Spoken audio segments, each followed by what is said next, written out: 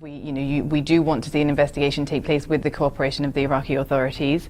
That's what should happen. That's what the Iraqi authorities are saying they support. But ultimately, if that support is not forthcoming in terms of real action, then the UN has to think of other ways in which to achieve accountability. And I outlined some of them in my speech. The Security Council can act under Chapter 7 of the UN Charter and establish an investigation even without Iraq's consent. The General Assembly, as we've seen with Syria, can also establish an accountability mechanism, or the case can be referred to the International Criminal Court. All these options are on the table. They must be seriously considered because victims like Nadia can't expect to wait forever. The UN, we're also working with domestic prosecutors and we're also collecting our own evidence.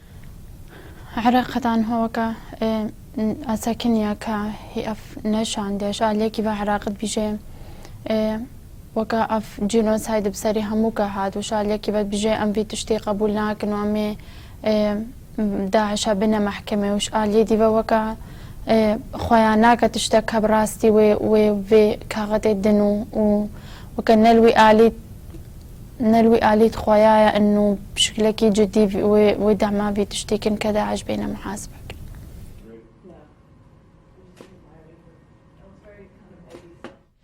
I think you have to ask the Iraqi government why the Iraqi government hasn't acted to create this investigation.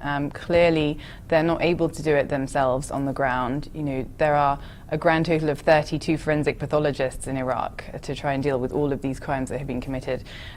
We know that they're not able to conduct investigations and prosecutions themselves because there have not been any prosecutions of ISIS members for crimes of sexual violence, for crimes committed against the Yazidis, for international crimes, including genocide. So there is no reason for them not to act. They have themselves asked for the UN's assistance, and even today you heard the Iraqi ambassador ask for UN assistance with the investigation. So we have to translate these public statements into an actual deed that will make this happen on the ground, and that's why I made a clear call at the end directly to the Prime Minister of Iraq to say, send a letter to the UN Security Council requesting this investigation and it will happen.